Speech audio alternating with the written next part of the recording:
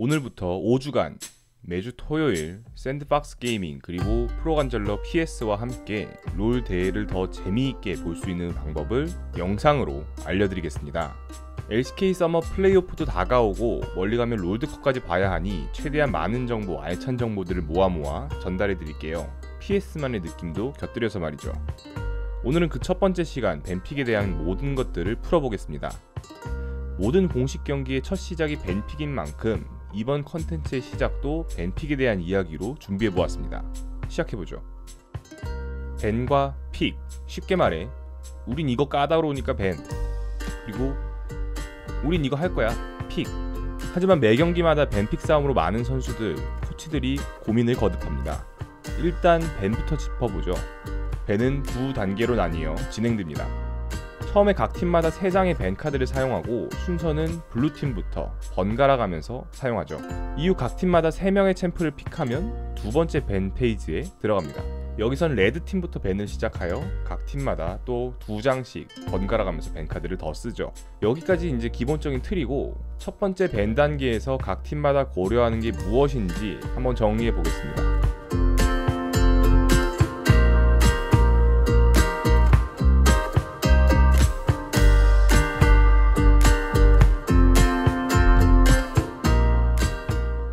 얼핏 보면 당연해 보이나요? 하나씩 뜯어볼게요. 일단 OP 챔프, 각 패치마다 오버밸런스인 챔프들이 있습니다. 물론 팀마다 OP 챔프를 다르게 생각할 수는 있지만 그럼에도 독보적인 OP 챔프들이 있기 마련이죠. 그런데 패치마다 이 OP 챔프들의 수가 다를 수는 있습니다. 만약에 OP 챔프가 보통 한두 명이라면 레드팀에서 OP 챔프를 싹 다 밴합니다.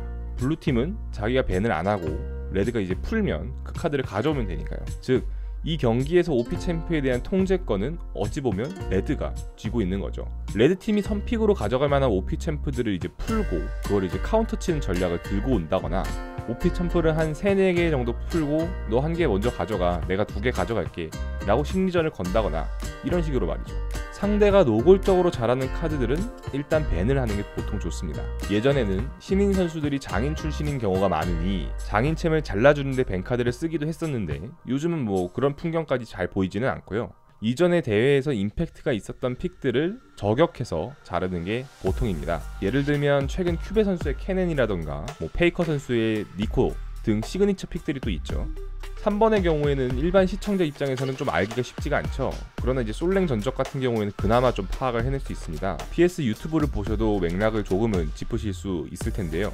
예를 들어 지네어의 켈린 선수, 볼리베어 서포 같은 경우는 계속 밴하는 게 보이기도 했었죠. 비슷한 맥락입니다. 물론 지금은 유미나 탱 서포 상대로 볼벳 서포 괜찮다는 여론이 많이 퍼지긴 했지만요.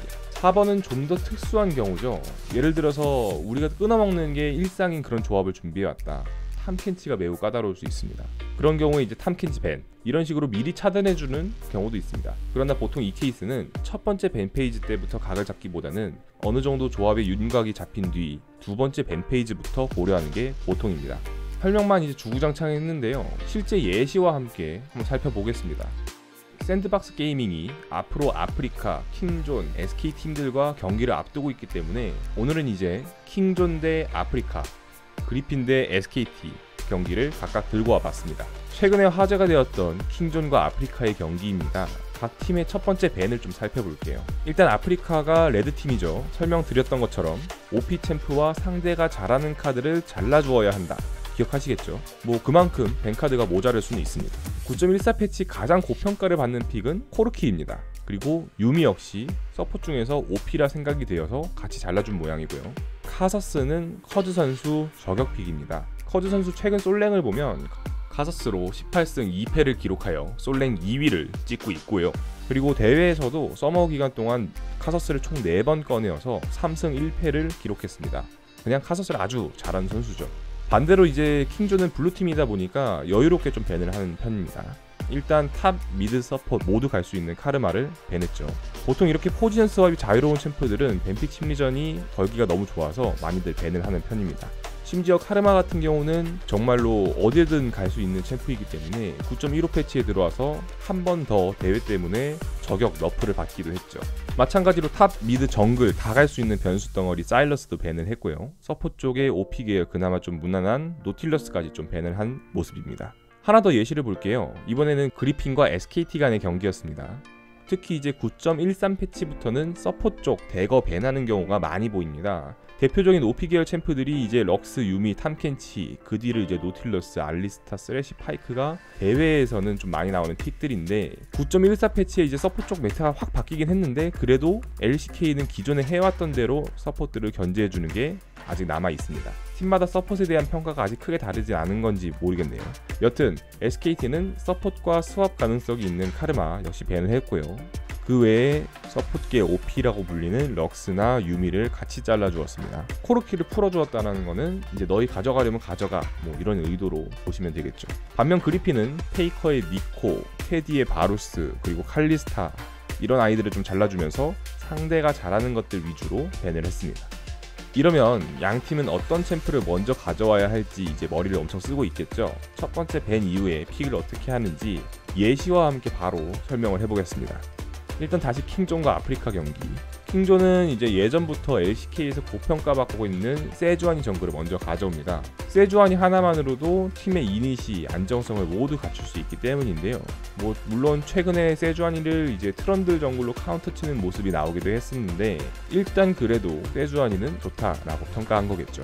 보통 첫 번째 픽 단계에서 스왑 가능성이 있는 챔프나 상대가 누가 와도 라인전에서 최소 반반을 갈 수 있는 챔프들을 가져옵니다. 즉 선픽이 가능한 아이들을 뽑는 거죠. 그런 맥락으로 아지르, 이즈리얼, 시비르, 럭스 이런 아이들이 보입니다. 라인전이 매우 이제 무난하죠. 특히 아지르는 아프리카 내연 선수도 곧잘 다루는 픽이고 6할 선수도 애용하는 픽이라 빠르게 가져왔습니다. 딱 하나 이제 의외의 픽이 알리스타 정도 있겠네요.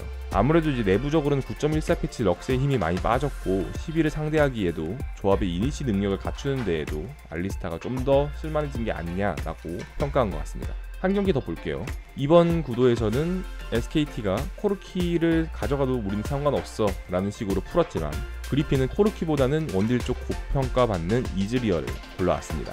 그러자 SKT는 그래 안 가져갔어? 땡큐 하면서 코르키를 가져왔죠. 이후에 두 팀은 모두 전통적으로 시너지가 좋았던 이즈 탐켄치 조합이라던가 브라운 플러스 세주아니 한타 조합을 가져옵니다. 사일러스는 이제 탑 정글 미드 스왑이 되니까 당연히 가져온 게 이제 이해가 되시죠.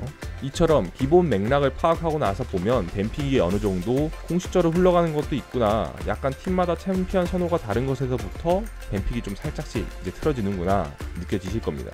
예를 들어 지금 경우 그리핀 초비 선수는 아지르를 그닥 선호하지 않습니다. 솔랭에서도 그닥 쓰질 않고 대회에서도 볼 수가 없죠. SKT 입장에서는 아지르에 대한 접근이 그만큼 자유로워질 수밖에 없는 겁니다. 이런 점에서 예를 들어 롤드컵 조별 예선 같은 경우에는 나 이런 것도 꺼낼 수 있어 하면서 보여주기 픽을 하기도 합니다. 그런 픽 하나하나가 그 다음 경기 때 분명 뱀픽 단계 때부터 상대를 더 골치 아프게 만들 수 있거든요. 두 번째 밴 페이지는 철저히 첫 번째 픽을 기반으로 흘러갑니다. 모든 경우의 수는 4가지로 좁혀질 거예요.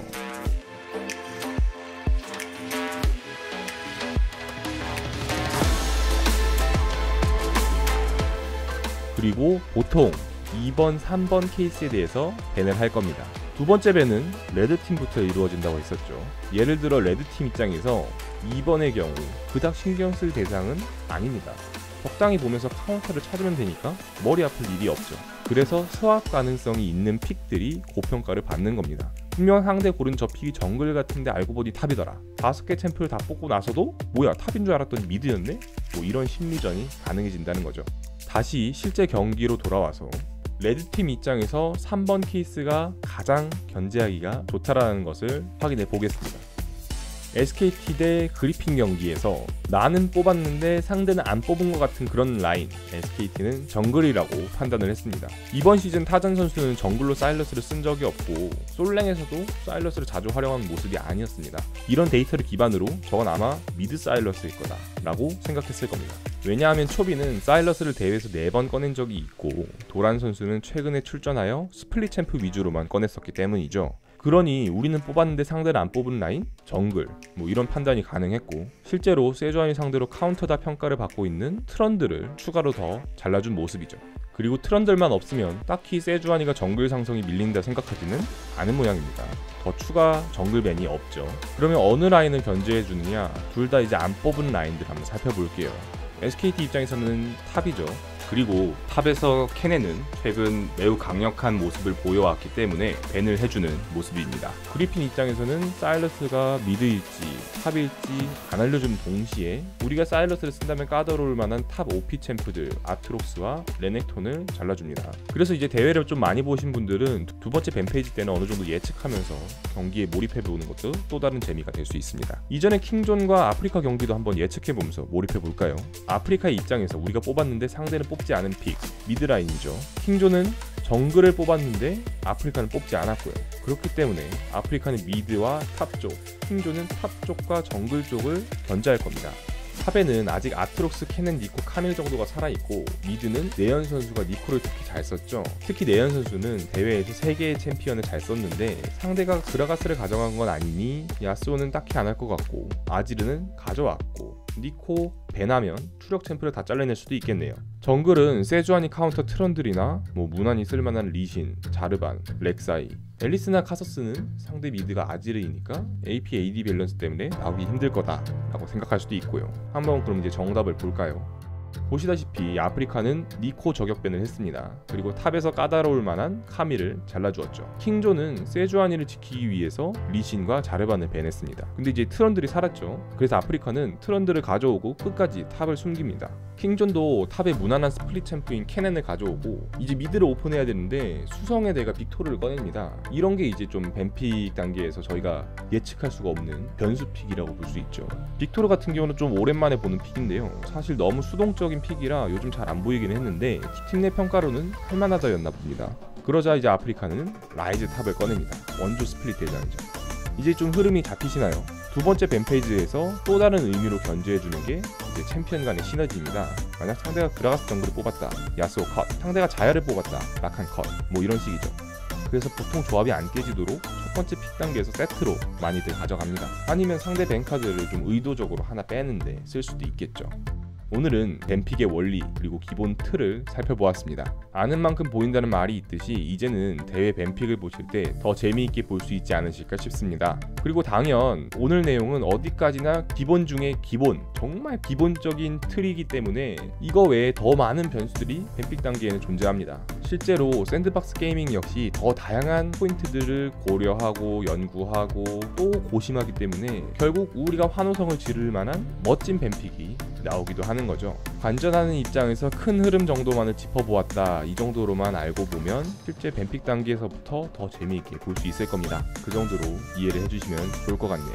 다음 주에 또 흥미로운 대회 이야기들 가져오겠습니다. 기대해주세요.